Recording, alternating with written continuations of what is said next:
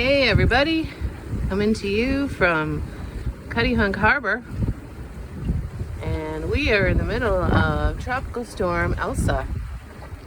And what you are looking at right now is the boat that was on this mooring directly behind us that you can see floating and bobbing in the water there. Came loose. Yes.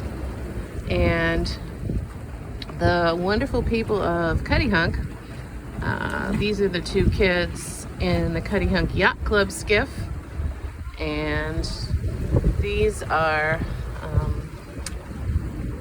the people from Cuttyhunk Shellfish who run the raw bar. So the raw bar boat is now towing the boat that had gotten free and broken free on the rocks. They went out and rescued that boat that was on the rocks, and they are now, I'm wondering if they are trying to get it back onto this tiny mooring, or maybe they are going to find a safer way to tie it up.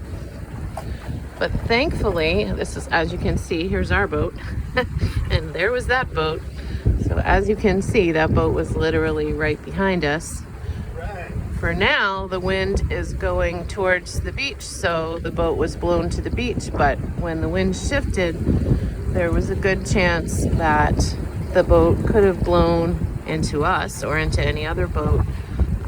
As you can see, there's a number of boats tied up for safety and riding out the storm, and so that boat could have become a floating hazard and hit any one of the boats that are in the water.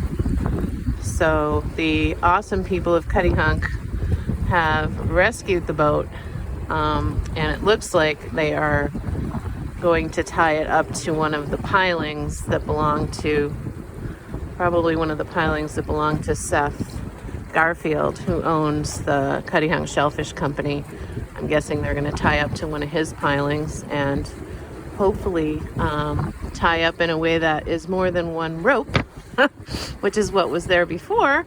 Obviously, this person did not have experience or knowledge of how to tie up a boat during a hurricane, and so now this man here is going to retie it.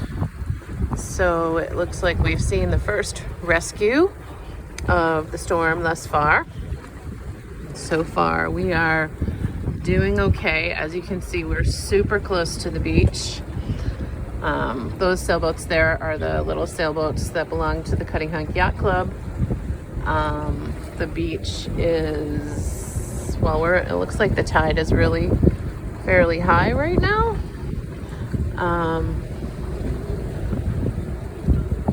But we're very close to the shore, which is a good thing.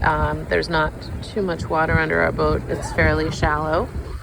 Right now, we've got some pretty strong winds blowing and some white caps, but we are safe and snug and watching the show.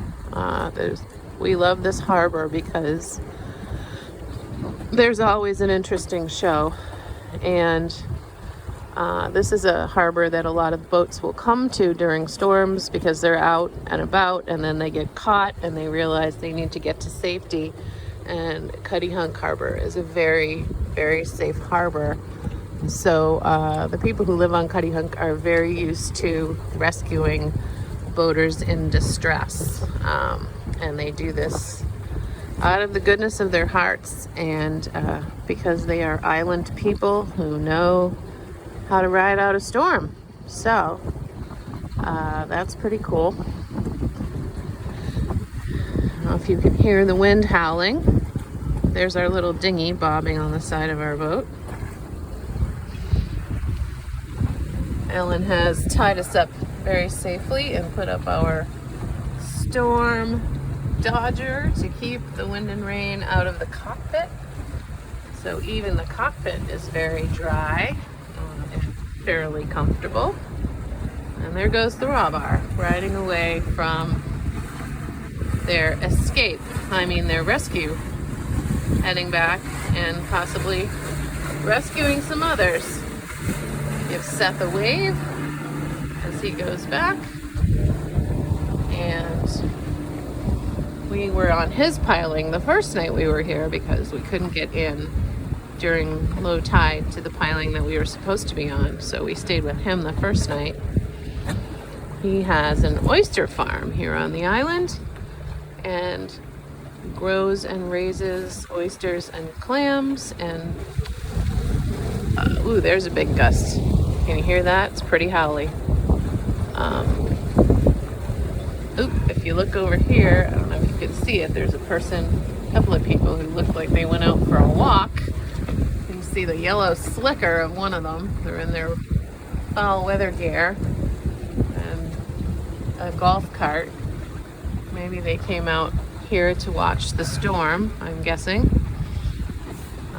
Or maybe they had boats that they're concerned about as well, which also could be a possibility.